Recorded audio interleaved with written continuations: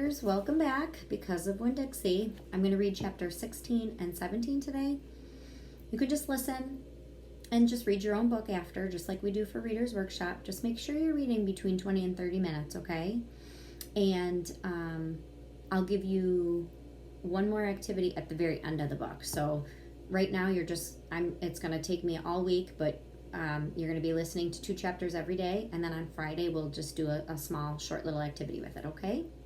All right, so here we go. This is a story about her great-grandfather, Litmus. Litmus W. Black was a boy when the firing on Fort Sumter occurred, said Miss Franny Black as she started in on her story. Fort Sumter? I asked. It was the firing on Fort Sumter that started the war, said Amanda. Okay, I said. I shrugged. Well, Litmus was 14 years old. He was strong and he was big, but he was still just a boy. His daddy, Artley W. Black, had already enlisted, and Litmus told his mommy that he could not stand by and let the South get beat, so he went to fight too. Miss Franny looked around the library, and then she whispered, Men and boys always want to fight.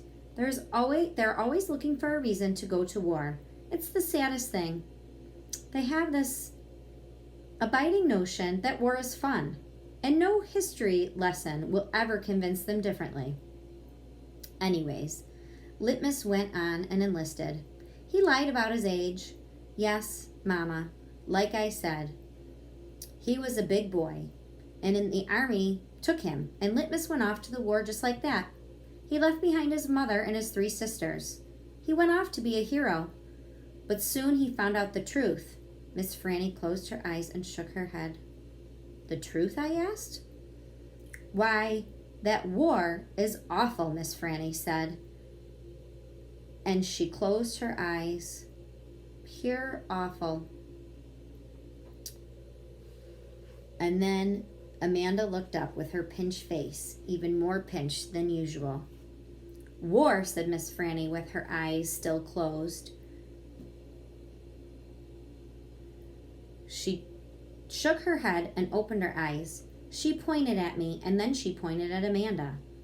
Neither of you can imagine. No, ma'am, Amanda said to me exactly at the same time.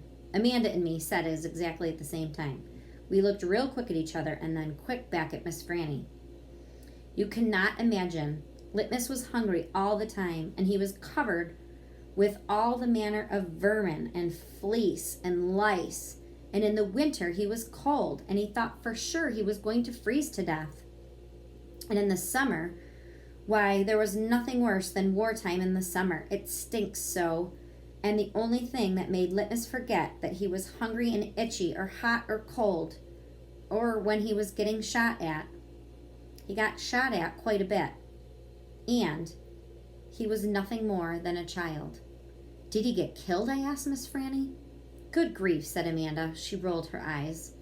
Now, Opal, said Miss Franny, I wouldn't be standing in this room telling this story if he were killed. I wouldn't exist. No, ma'am. He had to live. But he was a changed man. Yes, ma'am, a changed man. He walked back home when the war was over. He walked from Virginia all the way back to Georgia. He didn't even have a horse. Nobody had a horse except for the Yankees. He walked, and when he got home, no one was there. Where was it? I asked her. I don't care if Amanda thought I was stupid. I just wanted to know. Why, Miss Franny shouted so loud that Winn-Dixie and Amanda and me all jumped. The Yankees burned it. Yes, ma'am, burned it to the ground. What about his sisters? Amanda asked. He moved around the desk and came and sat on the floor. She looked up at Miss Franny. What happened to them? Dead of typhoid fever. Typhoid fever. I said it right. Typhoid. Oh, no, Amanda said in a real soft voice. And his mama? I whispered. She died too. And his father? Amanda asked. What happened to him? He died on the battlefield. Litmus was an orphan. Yes, ma'am. Litmus was an orphan. "This is a sad story," I told Miss Franny. "It sure is," said Amanda. I was amazed that she was agreeing with me about something. "I'm not done yet," Miss Franny said. Winn-Dixie started to snore, and I nudged him with my foot to try and make him quit. I wanted to hear the rest of the story. It was important to me to hear how Litmus survived after losing everything that he loved. And I'm going to continue. Chapter 17. "Well, Litmus came home from the war," said Miss Franny, and she went on with her story, "and found himself alone. And he sat down at what used to be the front step of his house, and he cried and he cried. He cried just like a baby. He missed his mom, he missed his dad, he missed his sisters, and he missed the boy he used to be. When he finally finished crying, he had the strangest sensation. He felt like he wanted something sweet. He wanted a piece of candy. He hadn't had a piece of candy in years, and right then and there he made a decision. Yes, ma'am, Litmus W. Block figured that the world, after the sorry affair had gone through enough ugly things in it, that he was going to concentrate on putting something sweet in it. He got up and he started walking, and he walked all the way to Florida. He walked the whole time. He was planning. Planning what? I asked. Why, planning his candy factory. Did he build it? I asked. Of course he did. It's still standing out on Fairville Road. That old building, said Amanda. That big spooky one? It is not spooky, said Miss Franny. It is the birthplace of a family fortune. It is there that my great-grandfather manufactured the Litmus lozenge, a candy that was famous all over the world. I never heard of it, said Amanda. Me either, I said. Well, said Miss Franny, there are many. They aren't made anymore. The world, it seems, lost its lost its appetite for Litmus lozenges. But it still happens that I have a few. She opened up her top drawer of her desk. It was full of candy. She opened her drawer below that. It was full of candy, too. Miss Franny Black, whole desk was full of candy. Would you care for a Litmus lozenge? She asked Amanda and me. Yes, please, said Amanda. Sure, I said. Can Winn-Dixie have one, too? I have never known a dog to care for hard candy, said Miss Franny, but he is welcome to try one. Miss Franny gave Amanda one Litmus lozenge, and me two. I unwrapped one and held it out to Winn-Dixie. He sat up, sniffed, wagged his tail, took the candy from between my fingers very gently, tried to chew on it, and when it didn't work, he swallowed it whole in one big gulp. Then he wagged his tail at me and laid back down. I ate my Litmus lozenge slowly. It tasted good. It tasted like root beer and strawberry and something else that didn't have a name for it. Then it made me kind of feel sad. I looked over at Amanda. She was sucking on her candy and thinking hard. Did you like it, Miss Franny asked me. Yes, ma'am, I told her. What about you, Amanda? Did you like it, the Litmus lozenge? Yes, ma'am. But it makes me have a sad feeling. I feel sad about. I wonder what in the world Amanda Wilkinson had to feel sad about. She wasn't new in town. She had a mom and a dad, and I seen them in church with her. There's a secret ingredient in there, Miss Franny said. I know it, I told her. I can taste it. What is it? Sorrow, Miss Franny said. Not everybody can taste it. Children especially seem to have a hard time knowing it's in there. I taste it, I said. Me too, said Amanda.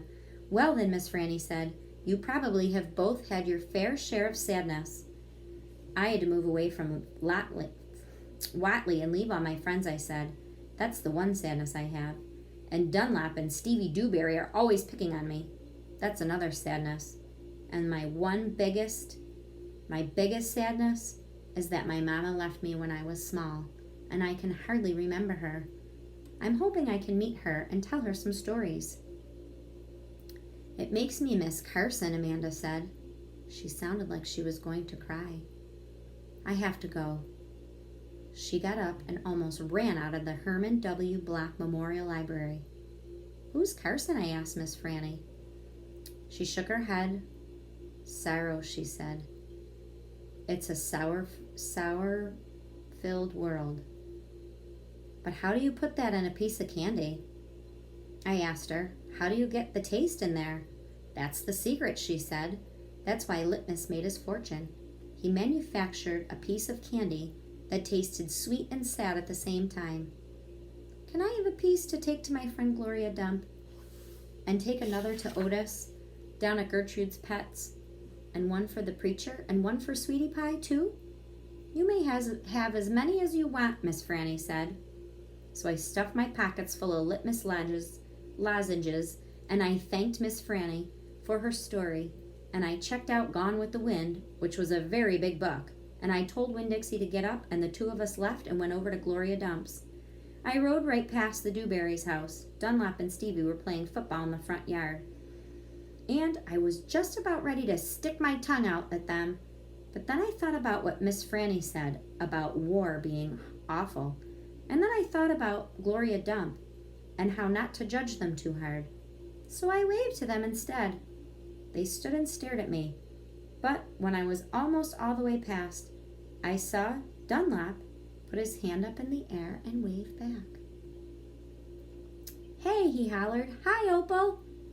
I waved harder, and I thought about Amanda Wilkinson and how neat that she liked a great story same as I did. And I wondered again, who was Carson? So we're going to find that out next time. But see her nice act of kindness? When you're kind to somebody, they're usually kind back. A smile usually gets a smile back. So think about that, and maybe today you could do something nice to someone. See you next time.